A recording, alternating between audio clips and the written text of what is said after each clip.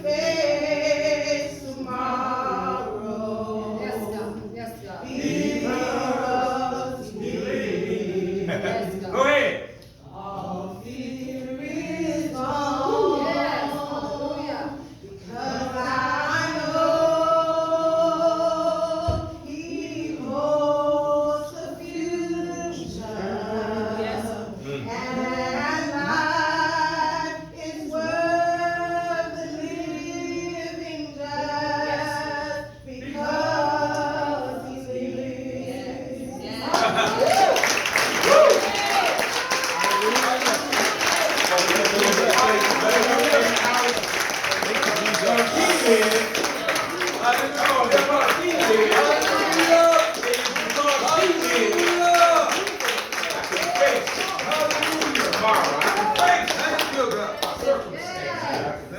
Changes. Amen. Face the adjustments. Because He lives. Thank you. Amen. Hallelujah. Amen. Did she sing that song? Go back and Hallelujah. Blend. I love when they blend songs and bring that other one in. Come out of one, come in another, at blend time. So give an honor to the triune God, Bishop of my soul, Jesus Christ, our Lord and Savior. Hallelujah. This illustrious pastor, Gregory C. Breon. Pastor Benito, who has traveled a long ways. That's our family. He's our family. Jewish family. So everybody can see you trying to hide in the back. She's a powerhouse. She's something to hear when she preaches. She just goes on about her business. And to all of the family of Firm Foundation and St. We thank God for the Williams for being here. And so real quick, before I get started, and we're going to John 11, so go ahead and prepare John 11. Go ahead. That's where we're going. I'm going to try to stay with the theme. Amen. Come forth.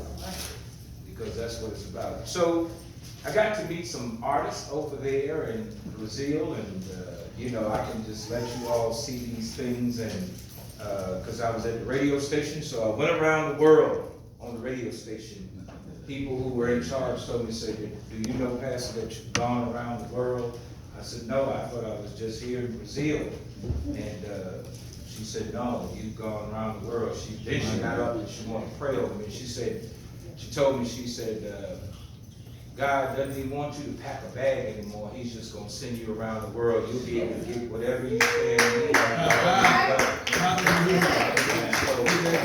Yeah, that's what she said. And so I just stood there, you know me, I kind of cried. And, I was just like, because I'm like, Lord, I don't know. I couldn't hardly do this plane trip. That plane trip was something else. But I met quite a few of the artists over there, and these people love the Lord, and they wanted to give me their CDs, and they wanted to autograph them for me. This is a pastor, actually. This is a pastor I preached at this church. Amen. And he has a nice church. This was the one I told you that we went into where the stench was so bad that it took my breath, and that we had to turn the top light of our vehicles on. It's about 4 or 5 vehicles. It's like a convoy.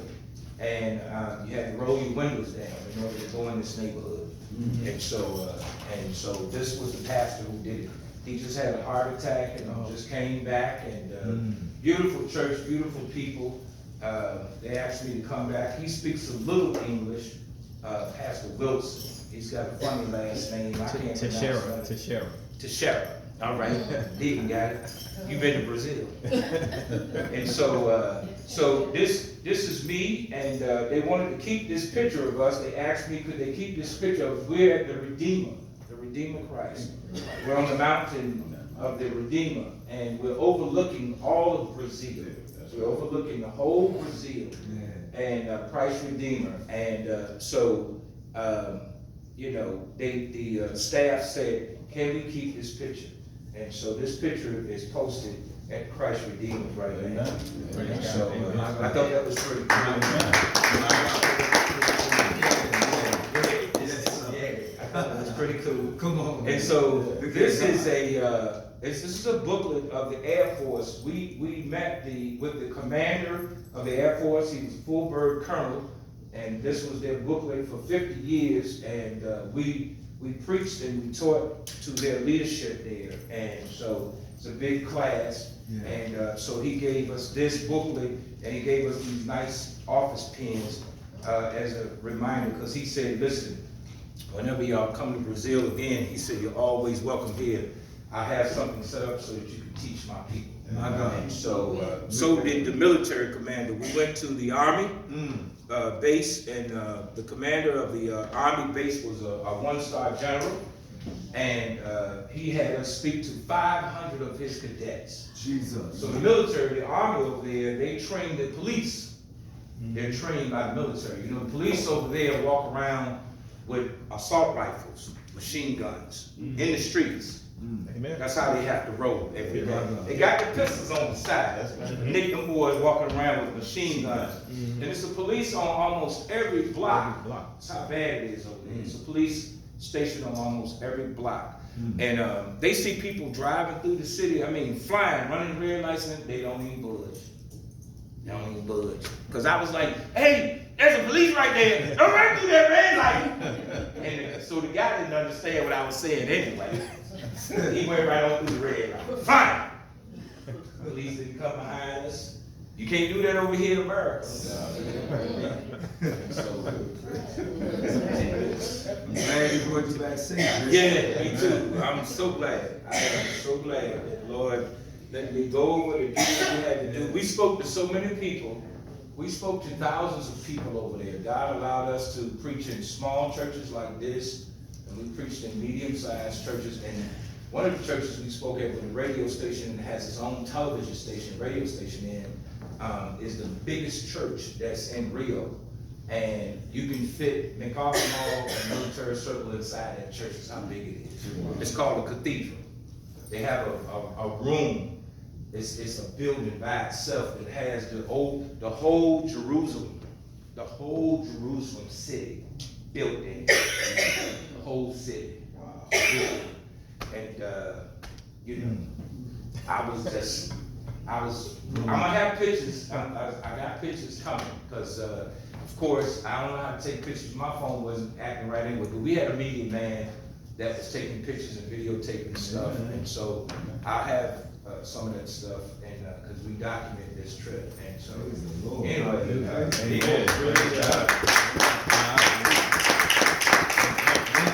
was a humbling experience, and I'm still humbled. I'm still trying to regroup, and I'm still reflecting from it, because it was just that serious. Yes. And the people over there love the Lord. The people over there, young people especially, little kids of Braden's age and younger and stuff like that.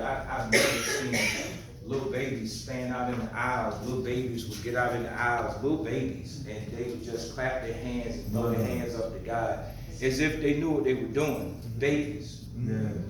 And the women and the men especially, that just really did something for me. I just cried with these guys. And they love it that you touch them. They feel like God has touched them if you touch them. And you pray over them. And when they do altar calls, everybody get out. Yes, sir. You don't really have nobody left in the seats. Everybody comes to the altar. They want to pray, and they want you to touch them. They want you to touch them. They want you to say something over them. They feel like God is connected with them through the man of God. And so they seriously, follow their pastor and leadership. They do, man. They down. I mean, they there before anybody else. They there set up, ready to go. And hours before the preachers get there. So it was good. It was an eye opener. But I'm back home now. I'm glad to be back home. Amen. I'm so glad. And miss my wife, and we talked all the time until she fell asleep. Or I told her, my thing was I would come in sometime and I'd tell her, I'm like, listen, I gotta go to sleep. I just would get in bed.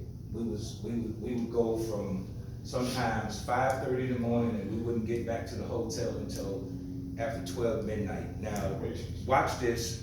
There was no breaks. We were going from place to place because we had an itinerary. And so we had to go to this place and speak. We had to go to this place and train. And we had to go over here and talk to somebody. And we had to go over here and meet somebody. And we had to go over here. And we had to go do a service. So we did get to eat. Amen. I'm just saying. I'm saying we did it because they love to eat. So they gonna feed you everywhere. Everywhere you go, they got food. And I'm like, because I don't eat like that. Sorry, so I'm trying to lose this little whatever I gained over there. I'm trying to lose it. So anyway, so let's look into John's gospel, John chapter 11. I want to look at a few verses in this text.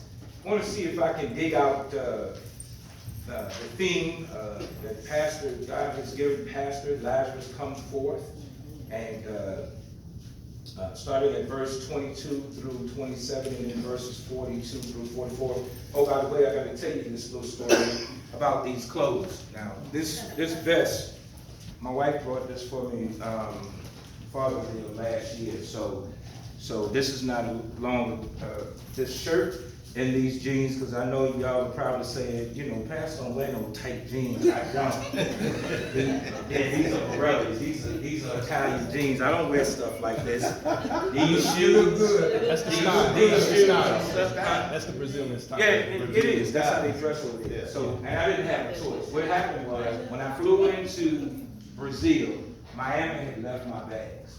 So I didn't have no clothes, no nothing. So I went straight to American Airlines and reported my bags. And so they were really hospitable, really nice. They went on and made a claim for me and everything. And they said, by the way, listen, here's a voucher. Look, go and buy whatever you need.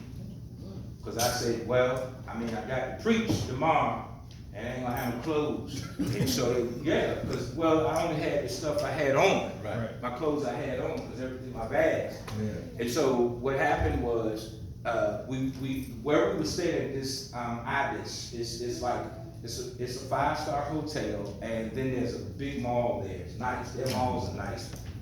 And so, so I got to go shopping. And so in this store where I brought these clothes from, met this young lady who was, I guess, the salesperson and her boss. He was a Christian. They were saying, it's something about y'all. She kept saying to Dan, it's something about y'all. And she started crying. And so she told Dan, she said, listen, I'm a backslider. I want to come back to the Lord. My God. Ask him, will he pray me back to the Lord? So she was talking about me. My God. So she didn't ask Dan to pray for her. Dan can speak the language. And so Dan said, listen, she wants you to pray her back to the Lord because she's backslidden and she want to get back in church. And I was like, but Dad, how come you can't do it? I'm like, okay. And so I humbled myself because I was like, wow, because she was just crying, man. I mean, she just... And so I went and I prayed, and of course he translated and everything. She gave her life to Christ, and she said, I know it was something about y'all. The man in the store that owned the store, he said, I felt like God, the power of God was on y'all when y'all stepped in the store. He said, I knew y'all weren't from here. Jesus. Hallelujah. So what God did in the scheme of things was left my bags in Miami. Somebody need to say it. So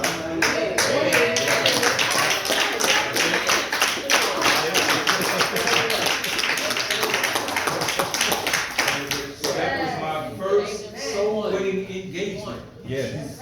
Yes, sir. And so God will resurrect you back if you want to come back. We'll do it. Yeah. Don't doubt him. And so just in case you have some loved ones, you have some friends, some co-workers, some peers that you know that you've been witnessing to, don't give up on them. Thank you, Jesus. Give up. Yeah. God got them. He'll bring them in when it's time. He'll draw them in. All you got to do is pray that he'll draw them in. Amen. Pray for them. I pray for all my children, my grandbabies, my great-grandbabies. I pray for all my family. So I want all my family in heaven. Amen. I pray for this church, and this is every day. Yes. And I call out names. Amen.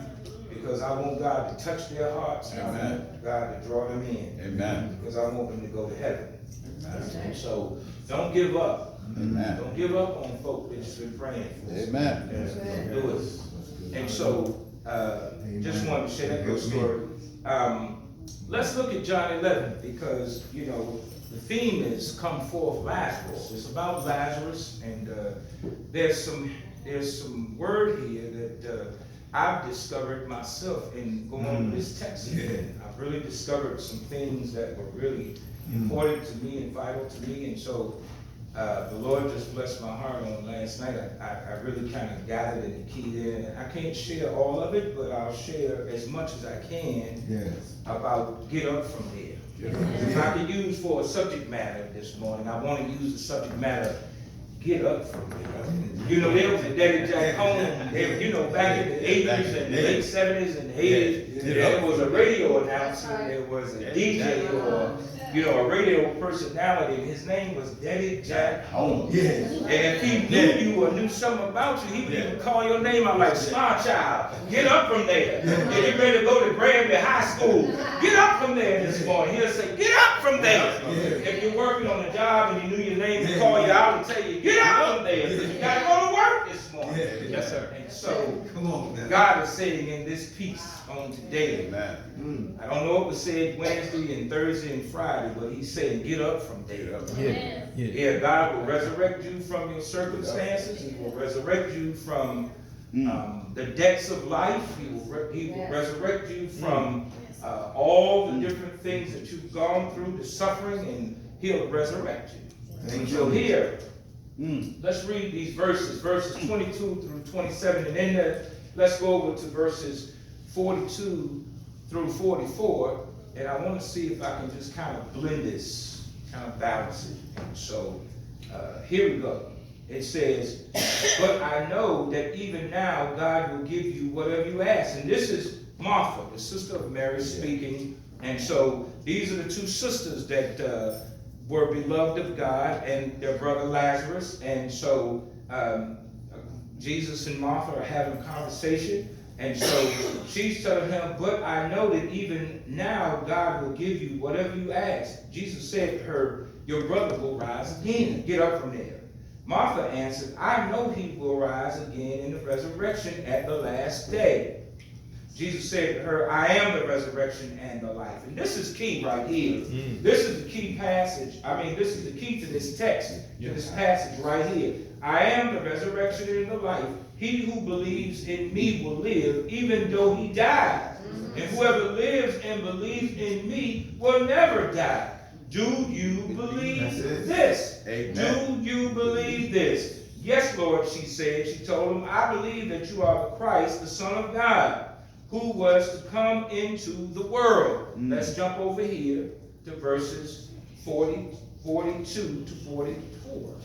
And so it says, I knew that you always hear me. This is Jesus talking to the Father. But I said this for the benefit of the people standing here, that they may believe, there it is again, that you sent me. When he had said this, Jesus called in a loud voice, Lazarus, get up from there. Get up from there. Come forth. Come out. The dead man came out, his hands and his feet wrapped with straps of linen and a cloth around his face. Jesus said to them, take off the grave clothes and let him go. Let him loose. If I can use for a subject matter on this morning, it would be get up from there. God is telling some of y'all this morning, get up from there. You get up out of your pity parties. Get up from there. Get up from your depression. Get up from there. Get up from your wearation. Get up from there. Get up from your lack. Get up from there. Get up from the nonsense. Get up from there. Get on up. Get on up. I don't want to get James Brown in this. Get up from there. I don't know how to put James Brown in this. All right, y'all, I'm gonna stop. This was a preview of the power to be fully displayed in the final resurrection when all the dead hear the voice of the Son of God Mm-hmm. and live. In John chapter Yes, 5, verses 25, verse 28 and 29, it speaks of that. Jesus' teaching and his actions often divided the common Jews as well as the elite leaders of his day. While some believed, others apparently with malicious intent, watch this, informed the Pharisees of Jesus' actions. They wanted him dead because of the people who he were to set free from their sins and no longer be bound or enslaved by the nuances of the law. They were upset with him and they wanted to kill him. Martha, on the other hand, for confession, her confession was representative of the very reason that John, the Revelator, wrote this inspired gospel. If you go to John chapter 20, verses 30 through 31, you'll see that. This was the reason why John wrote this gospel. For this very reason, I just told you all, it's key when you read verse 25. Jesus said to her, I am the resurrection and the life. He who believes in me will live, even though he dies. Because how many of you know that all of us are going to go away from Amen. Amen. We have to, because Ecclesiastes tell you in chapter 3, there's a time to do what? To be born. And there's a time to die. So you have a arrival date here in this earth, and you have an exit date in this earth. And so you won't always live. Some people live to be 100. Some people might live to be 120 or something like that. You know, they're always talking about people living longer today. But even though you might live to be 100 and say 50, 200 years old, guess what? You're going away from here. All you got to do is read the Old Testament. Methuselah was 967 years old. Guess what? He had to leave this place, and he didn't come back. I wait for amen. Amen. But how many of you know that God will resurrect you from dead stuff? Oh, he wants to resurrect you today. Thank you. These verses constitute the goal and the purpose for which John wrote the gospel. In verse 4 of this text, we see that the Son of God may be glorified. Get up from there. And that's what this is all about. This whole piece about Lazarus coming forth was about Jesus being glorified. He was putting God the Father on display. Yes, sir. Exhibiting the powers of God through time and through nature and through the supernatural. He was showing everybody, I'm the man. I'm the one that can say with a loud voice, get up from there. And you got to listen. His voice superseded death. Lazarus had to get up. He had no choice. He can do the same thing for us today. Get up from there. This phrase reveals the real purpose behind Lazarus' sickness. Not death, but that the Son of God might be glorified through his resurrection. John chapter 3, verse 9. Jesus answered, neither this man nor his parents sinned, but that the works of God should be revealed in him. Talking about the young boy that was born blind. You know, they asked the question, who sinned? Did anybody sin? Is that why he's blind? Jesus said, no. He's blind because of the fact that this is to glorify God. Put God on display again.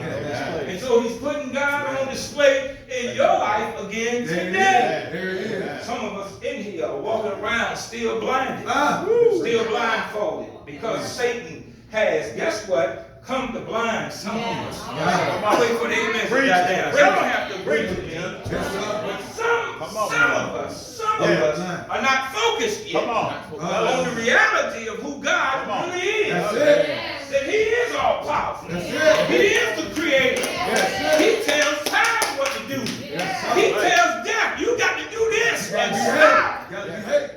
He told Dorian, you can go through the Bahamas at category 5, but I'm going to slow you up by the time you get to America. He has no respect of person, but guess what? I'm so glad this morning that he stopped Dorian at category 1. Thank you, Lord. Because we could have had the same devastation as the Bahamas. Come on, y'all, I'm preaching. Give me 1 minute, I'm preaching. I'm preaching. Well, I'm telling y'all, He is the one that can tell you to get up from there. And you ought to get up from there. Yes, sir. No resurrection or eternal life exists outside of the Son of God. Hey. I want y'all to get that. That's why he told her in verse 25, he says, I am. This is one of the fifth. Come on, man. This is one of the fifth statements of I am. Yes. You know what I am is? Yes. I am is Elohim. Yes. I am is Jehovah El Shaddai. Yes. The priestly one. The one that's more than enough. Yes. All sufficient. Yes. I am. Amen. You know what he told Moses? Just shout I am. Just tell him. I am. Jesus saying, I am the resurrection. I am the life. When I tell you to get up from there, you need to get up. Get on up. Yes, sir. Get on up from there. Yes, sir. There is no barrier to the one who has the power of resurrection and life. For he can give life at any time. Jesus wants to be, watch this, he wants to move our abstract belief in the resurrection that will take place one day to a personalized trust in him who alone can raise the dead. Yeah. You know why you're going through all that you're going through? You know why you're going through the suffering and the heartaches? You know why you're going through the grief and the pain that you're going through? Because God is moving you to a personalized trust. He wants you to trust in him and him only. Amen. Only God has the answer for you. Amen. Jesus is the answer. Don't get it twisted. Jesus is the answer to all your problems. Yes, sir. Jesus is the answer to your marriage. He is the answer to your job. He is the answer to when we get sick in our health. He is the answer to our children. He is the answer. He's the answer to the church. Jesus Christ. Don't get it twisted. Don't get it wrong. Don't get it mistaken. He is the only one. Amen. He is the creator that can tell you to get up from there. Amen. There is no barriers. Amen. And he wants you to have a personal relationship with him this morning. The resurrection of Lazarus is the climactic and most dramatic sign in this gospel. Amen. And it is the capstone of his public ministry. Yes, sir. 6 miracles had already, watch this, already been sent, already been done.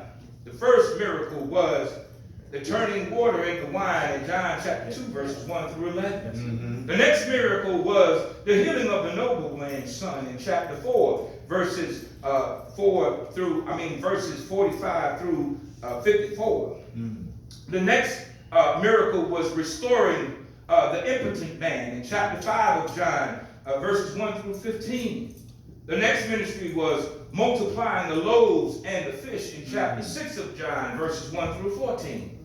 The next miracle was walking on the water in chapter 6, verses 15 through 21. And the next ministry was curing the man born blind in chapter 9, verses 1 through 12. Lazarus' resurrection is more potent than all these and even more than that. More monumental than the raising of the widow's son of Nain in Luke chapter 7, verses 11 through 16, or Jairus' daughter in Luke chapter 8, verses 40 through 46. Because there is no, watch this, there is no such thing as